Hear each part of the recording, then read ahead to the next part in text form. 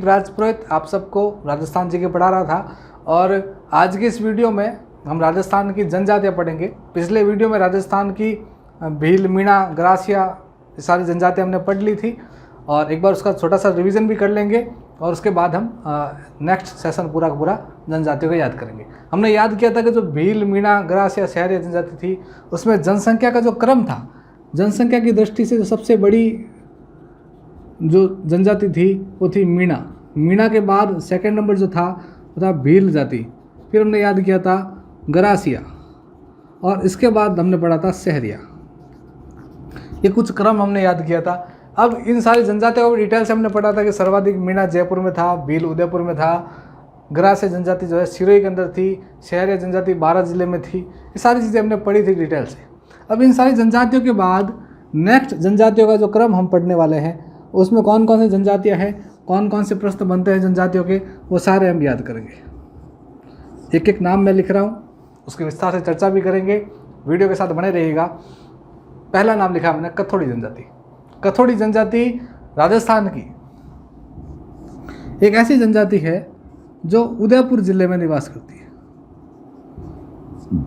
जिला याद करना आपको, उदयपुर। कथोड़ी जनजाति सर्वाधिक जो है वो उदयपुर जिले में निवास करती है।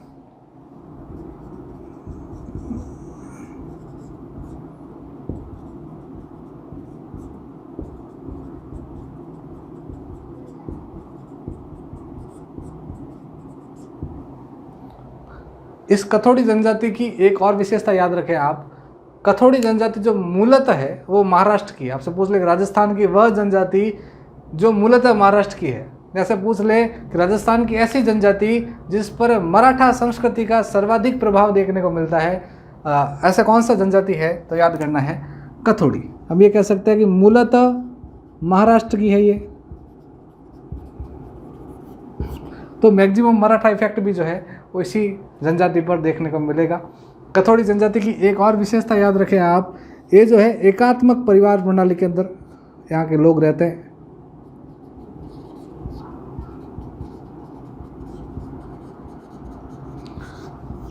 होता यह है कि जब भी कथोड़ी जाति के अंदर किसी व्यक्ति की शादी हो जाती है तो शादी के अगले ही दिन वो लड़का अपने लिए एक नया घर बना लेता है, घर से अलग हो जाता है, माता पिता से अलग हो जाता है और यही प्रणाली जो है वो कथोड़ी जाति की एकात्मक परिवार प्रणाली कहलाती है।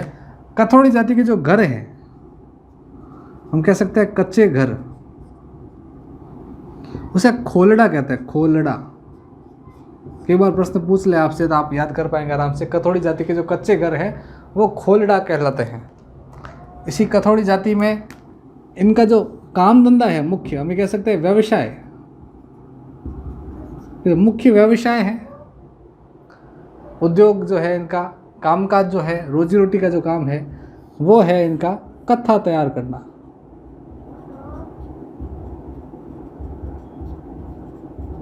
कथोड़ी जाति के लोग क्या करते हैं, ये खैर के वृक्ष से, किस वृक्ष से, खैर के वृक्ष से एक प्रणाली द्वारा, हाड़ी प्रणाली, नाम याद रखना है, हाड़ी प्रणाली, कत्था तैयार करते हैं। कथोड़ी जाति के जो लोग हैं वो खैर के वृक्ष से हाड़ी प्रणाली द्वारा कत्था तैयार करते हैं और यही इनका एक मुख्य व्यवसाय है जो कथोड़ी जाति के लोग काम करते हैं। तो वापस रिवाइज कीजिएगा। कथोड़ी जाति के मोस्ट फैक्ट हमने याद किए।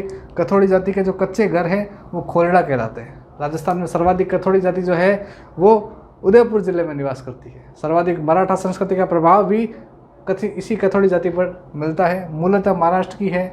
मुख्य व्यवसाय कत्था तैयार करना है। कत्था तैयार करने की जो प्रक्रिया है वो ऐसी है कि खैर का जो वृक्ष होता है उस वृक्ष से हाड़ी प्रणाली द्वारा, प्रणाली का नाम याद करना है, हाड़ी प्रणाली, हाड़ी प्रणाली द्वारा एक कत्था तैयार करते हैं। इसी कथोड़ी जाति के नृत्य भी याद कर लो आप, एक दो नाम। एक नाम याद करना है मावलिया नृत्य और एक नृत्य याद करो आप होली नृत्य। फिर दो डांस जो है वो कथोड़ी जाति के, कथोड़ी जाति के जो मुख्य नृत्य कौन कौन से है, तो एक नाम याद करना है मावलिया नृत्य और एक नाम याद करना है होली नृत्य। ये दोनों नृत्य कथोड़ी जाति विशेष के प्रमुख नृत्य हैं। अब कथोड़ी जाति हमने पढ़ लिया। इसके बाद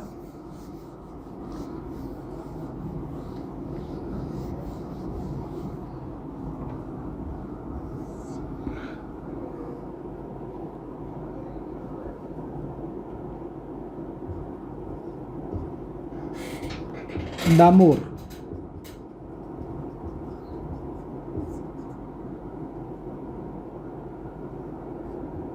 डामोर जनजाति।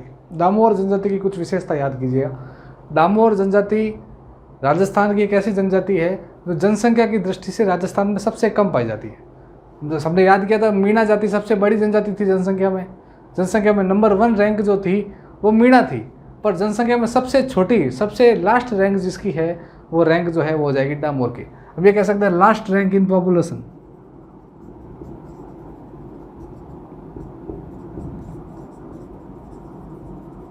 जनसंख्या की दृष्टि से सबसे छोटी जनजाति, सबसे न्यूनतम जनजाति जो है वो हो जाएगी डामोर। ये राजस्थान के केवल एक तहसील में रहती है, सिमलवाड़ा तहसील, डूंगरपुर। सिमलवाड़ा तहसील डूंगरपुर के अंदर रहती है जनजाति। ग्यारस की रेवाड़ी का जो इनका मेला लगता है ये काफ़ी महत्वपूर्ण रहता है।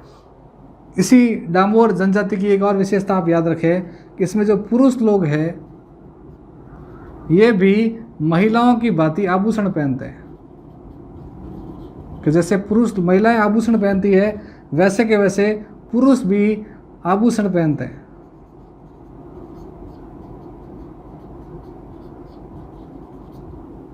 पुरुष भी महिलाओं के जैसे जैसे आभूषण पहनते हैं। और वो कौन सी जनजाति है तो याद करना है डामोर जनजाति। इस जनजाति पर एक फैक्ट ये भी याद करो कि ये जनजाति जो मूलतः है, ये जनजाति मूलतः गुजरात की है। तो गुजराती प्रभाव जो है इसी जनजाति पर देखने को मिलता है। सर्वाधिक गुजराती प्रभाव किस पर है तो डामोर जनजाति पर है। तो ये जनजाति का दूसरा फैक्ट आपने याद किया।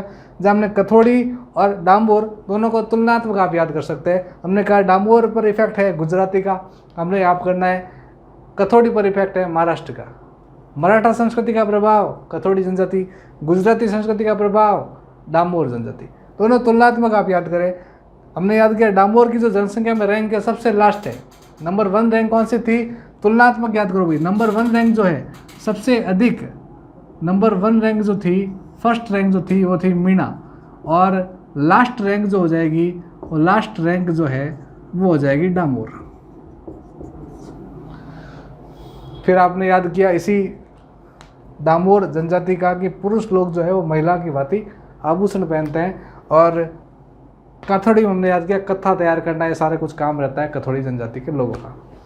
अब तक हमने 2 जनजातियाँ पढ़ी। इसके बाद और मैं महत्वपूर्ण फैक्ट जो है जनजातियों का निचोड़, ये ना मूल लिखा रहा हूँ मैं आपको सारा का सारा सार, और ये आपने याद कर लिया तो यहाँ से आपको एग्जाम में प्रश्न देखने को जरूर मिलेगा। बहुत बार प्रश्न पूछे जाते रहते हैं जनजातियों के। सार संग्रह वाला कॉन्सेप्ट है, जहाँ हम ना जनजातियों का कॉन्सेप्ट पढ़ रहे हैं तो जनजातियों का निचोड़ जितना भी आ सकता है, जितने कुछ मोस्ट इंपॉर्टेंट टॉपिक्स है, फैक्ट्स है, सारे कुछ हम चर्चा कर रहे हैं। अब तक हमने 6 जनजातियों की चर्चा कर ली। भील, मीणा, ग्रासिया, सहरिया, ये 4 पहले पढ़ लिया था। उसके बाद डामोर और कथोड़ी ये हमने पढ़ लिया। इसके बाद नेक्स्ट और कौन कौन सी है, 1-2 नाम और आप याद रखें। कालबेलिया,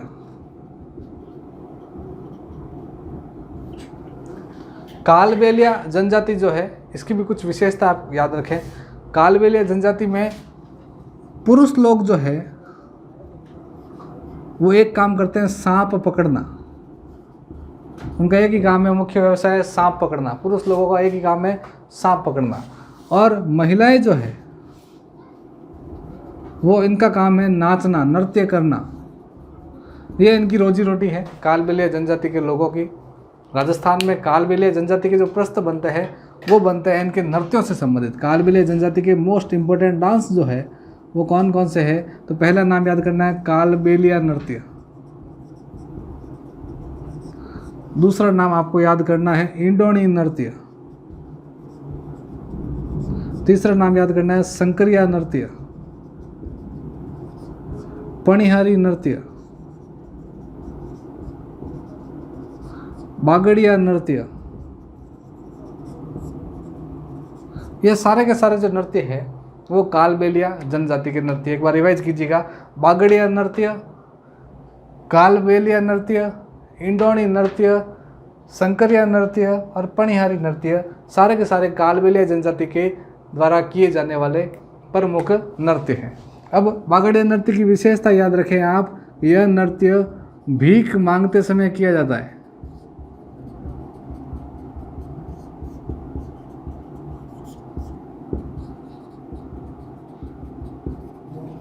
तो बागड़िया नृत्य है, स्पेशली बागड़िया नृत्य ये भीख मांगते समय किया जाता है। और इन सारों में से कालबेलिया जनजाति का जो सबसे प्रसिद्ध नृत्य है वो हो जाएगा संकरिया नृत्य।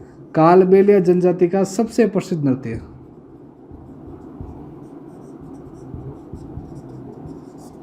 कालबेलिया जाति का, स्पेशली कालबेलिया जाति का सबसे प्रसिद्ध नृत्य ये कालबेलिया जाति का सबसे प्रसिद्ध नृत्य जो है वो हो जाएगा संकरिया नृत्य। इसी जनजातियों में हम बहुत सारे फैक्ट याद कर रहे हैं और ये सारे के सारे नृत्य जो है वो कालबेलिया जनजाति द्वारा किए जाने वाले प्रमुख नृत्य हैं। कुछ प्रमुख महिला आर्टिस्ट भी हैं जिन्होंने कालबेलिया जाति का मान सम्मान बढ़ाया। कौन कौन से नाम हैं, एक दो नाम आप याद कर लो। गुलाबो, कंचन इत्यादि जो है ये नाम है, ये इनके प्रमुख कलाकार हैं जिन्होंने कालबेलिया जाति के मान सम्मान में वृद्धि की, अंतर्राष्ट्रीय ख्याति प्राप्त की और कालबेलिया नृत्य को प्रसिद्धि दिलाई। तो कालबेलिया जाति के द्वारा किए जाने वाले कुछ नृत्यों का हमने परिचय याद किया और इनका कुछ सामान्य सा परिचय भी याद किया। इसके बाद एक और जनजाति का अध्ययन करते हैं हम। कालबेलिया जाति के लोग जब सांप पकड़ते हैं, पुरुष लोग, और जो टोकरी होती है जिसके अंदर सांप रखते हैं उसको बोलते हैं उपरा। हमें ये देख सकते हैं कि सांप पकड़ने वाला पात्र, सांप पकड़कर रखा जाने वाला पात्र, मतलब वो पात्र, वो छाबड़ी जिसके अंदर, वो टोकरी जिसके अंदर सांप रखा जाता है उसे उपरा कहता है। ये भी बहुत इंपॉर्टेंट है, कई बार ऐसा पूछ लेते हैं एक्स्ट्रा नोट डालकर, ये भी आप याद रखना, बहुत बार पूछा जाता रहता है। ये हो गया कालबेलिया जनजाति के मोस्ट फैक्ट इंपॉर्टेंट।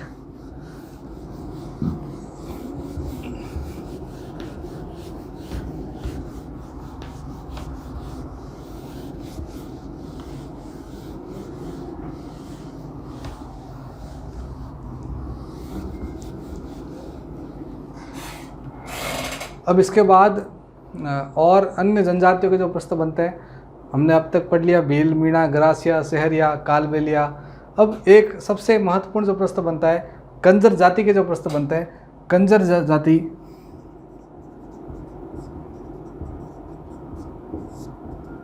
कंजर जाति के अंदर जो मकान बने होते हैं, जो कच्चे घर बने होते हैं, उन्हें मचान कहते हैं। सबसे मोस्ट इंपॉर्टेंट प्रश्न है आगामी एग्जाम के लिए जो आपको याद करना है। इनके जो कच्चे घर हैं वो मचान कहलाते हैं।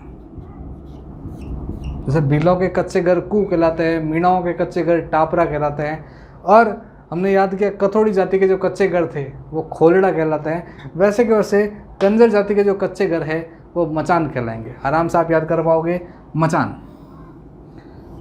कंजर जनजाति जो है, ये कंजर जाति जो है, इनके जो कच्चे घर बने होते हैं, इनकी एक विशेषता ये होती है कि इनके खिड़की और दरवाजे दोनों तरफ होते हैं। घर के दोनों तरफ खिड़की और दरवाजे होते हैं, ऐसी एक विशेषता भी रहती है इनके घरों की। जितनी भी जनजातियां हैं उनमें सबसे अमीर जनजाति, सबसे धनवान जनजाति, सबसे रईस जनजाति, सबसे अधिक पैसों वाली जनजाति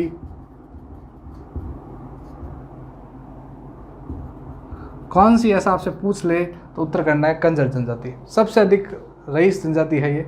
इतनी सारी जनजातियों में भील, मीणा, ग्रासिया जितने भी है उनमें सबसे ज़्यादा रईस जनजाति ये कंजर जनजाति ही है। कंजर जनजाति की एक और विशेषता आप याद रखें, ये जो है हनुमान जी के भक्त हैं, और साथ ही साथ कंजर जाति के जो लोग हैं वो चौथ माता की पूजा करते हैं। चौथ माता का आप थोड़ा परिचय याद रखें। चौथ माता का जो मुख्य मंदिर है वो चौथ का बरवड़ा सवाई माधोपुर के अंदर है। करवा चौथ का मेला भी लगता है, आप याद कर सकते हैं। कार्तिक कृष्ण चतुर्थी करवा चौथ का त्यौहार मनाया जाता है और उसी दिन चौथ माता की भी पूजा की जाती है। चौथ माता का जो मुख्य मंदिर है राजस्थान में वो आप याद रखें, चौथ का बरवड़ा सवाई माधोपुर का जो स्थान है वहाँ पर मंदिर बना हुआ है चौथ माता का, और मेला लगेगा चौथ माता का मंदिर। तो ये कंजर जाति के बारे में कुछ फैक्ट सरल सरल से आप याद कर सकते हैं। ये कंजर जनजाति की विशेषता आपने याद की कि भाई सबसे अमीर है। अब सबसे अमीर याद कर लिया तो एक एक्स्ट्रा नोट डालकर फैक्ट आप याद रखें कि सबसे गरीब कौन सी है वो भी पता होना चाहिए आपको। सबसे अमीर अगर कंजर है तो सबसे गरीब कौन सी है, तो याद करना है सबसे गरीब है सहरिया। तुलनात्मक याद करनी दोनों चीज़ों को। सबसे गरीब पूछे, सबसे गरीब जो है वो हो जाएगी सहरिया। सबसे गरीब जनजाति तो उत्तर हो जाएगा सहरिया जनजाति। सबसे अमीर जनजाति पूछे, उत्तर हो जाएगा कंजर जनजाति। तो जनजातियों में ये कंजर जनजाति का हमने परिचय याद किया, सरल सरल से फैक्ट याद किए और कुछ विशेषता याद की कंजर जनजाति के बारे में। एक रस्म की अदायगी भी ये लोग करते हैं कंजर जाति के लोग, पाती मांगना। कई बार प्रश्न बनता है पाती मांगना रस्म का संबंध किस जनजाति से है, ऐसा पूछ ले आपसे तो याद करना है आपको कंजर जाति के लोग इस रस्म को निभाते हैं। इसके बाद अगली महत्वपूर्ण एक और जनजाति जो है, इसका नाम आपको याद करना है सांसी जनजाति।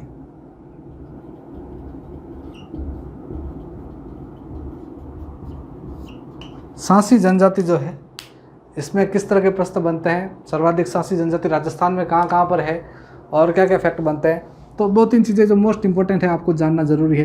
पहला फैक्ट ये है कि सांसी जनजाति जो होती है इसकी एक विशेषता ये रहती है कि यहाँ पर खोपरे की जो गिरी होती है उसके लेन देन से विवाह संपन्न हो जाता है। मोस्ट इंपॉर्टेंट फैक्ट, कई बार पूछा जाता है कि खोपरे की गिरी के लेन देन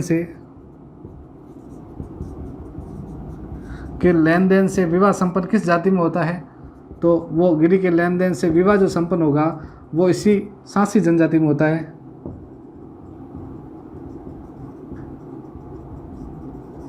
राजस्थान में सर्वाधिक सांसी जनजाति भरतपुर जिले में है। किस जिले में है? भरतपुर जिले में। और इसी सांसी जनजाति की एक और विशेषता याद करना है कि वर्तमान में सांसी जनजाति का विभाजन हो रखा है और ये दो भागों में है। एक नाम याद करना है बीजा और दूसरा नाम याद करना है माला। तो रिवाइज कीजिएगा वापस, सर्वाधिक सांसी जनजाति भरतपुर जिले में, बीजा और माला दो भागों में इसका विभाजन हो रखा है और खोपरे की गिरी का जो लेन देन जब हो जाता है तो विवाह का संपन्न भी हो जाता है इस जनजाति में। तो जनजातियों का क्रम हम पढ़ रहे हैं और सांसी जनजाति का हमने परिचय याद किया। इतने फैक्ट आप इतने ज़रूर याद रखें। नेक्स्ट इसके बाद अब एक बार कंप्लीट जनजातियों का एनालिसिस है पूरा तुलनात्मक, वो आपको याद करना है। लगभग हमने काफ़ी सारी जनजातियों की चर्चा की, उम्मीद है आप सबको पसंद आया होगा। अब देखते हैं जो तुलनात्मक वाले प्रश्न बनते हैं वो सारे एक बार एक साथ लिख लेता हूँ मैं, ताकि आप जब भी रिवाइज करें आप सबको पता रहे। हमने याद किया इतनी सारी जनजातियाँ जो थी, मीणा, भील, ग्रासिया, सहरिया, कंजर, कालबेलिया, डामोर, सांसी, ये सारी जनजातियाँ हमने पढ़ी। इन सारी जनजातियों में हमने बहुत कुछ याद किया। एक नाम और है कथोड़ी। अब जो तुलनात्मक फैक्ट आपको याद करना है वो एक साथ में लिखा रहा हूँ। जैसे लिखूँ मैं साक्षरता, ये पढ़ा लिखा वाला कॉन्सेप्ट है। जो साक्षरता सर्वाधिक किसकी है, किसकी कम है, किसकी कम है, किसकी ज़्यादा है, तो मैक्सिमम साक्षरता जो है वो हो जाएगी मीणा। मिनिमम साक्षरता जो है वो हो जाएगी सहरिया। उसके बाद इनकम, कमाई जो है सर्वाधिक कौन करते हैं, सबसे अधिक इनकम किसकी है, सबसे कम इनकम किसकी है, या सबसे अमीर कौन है, सबसे गरीब कौन है, तो सबसे अधिक इनकम जो है वो कंजर जाति में जो है वो सबसे अमीर जनजाति है जनजातियों में, और सबसे गरीब जो है वो सहरिया। सबसे अमीर भी यही है, सबसे गरीब भी आप याद कर सकते हैं। फिर याद करें कि भाई जनसंख्या में सबसे मैक्सिमम कौन है, सबसे मिनिमम कौन है। जनसंख्या में मैक्सिमम जो है वो है मीणा। हमने याद किया सर्वाधिक मीणा जो है वो जयपुर जिले में निवास करते हैं। और जनसंख्या में रैंक इसकी आती है फर्स्ट। लास्ट रैंक जो आती है वो आती है डामोर। इतने सारे तुलनात्मक फैक्ट आप याद करते हैं। फिर इन सब के कच्चे घर का भी थोड़ा थोड़ा आपको आइडिया होना चाहिए। बहुत बार प्रश्न बनता है, सरल सरल से पता होना चाहिए आपको। मीणाओं के जो कच्चे घर है वो टापरा कहलाते हैं, बिलों के कच्चे घर कू कहलाते हैं। ये जो बहुत बार प्रश्न बनता है, कंजर जाति के जो कच्चे घर है मचान कहलाते हैं। इस तरह के जो है शहर या जो इसके कच्चे घर गोपना कहलाते हैं।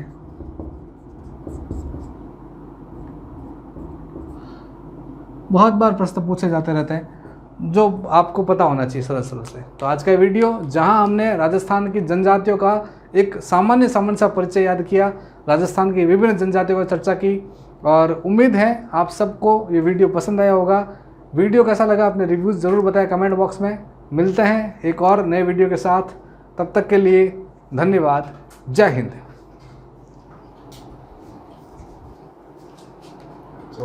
Thank you for watching the video. Please like, share and subscribe the channel Integrated.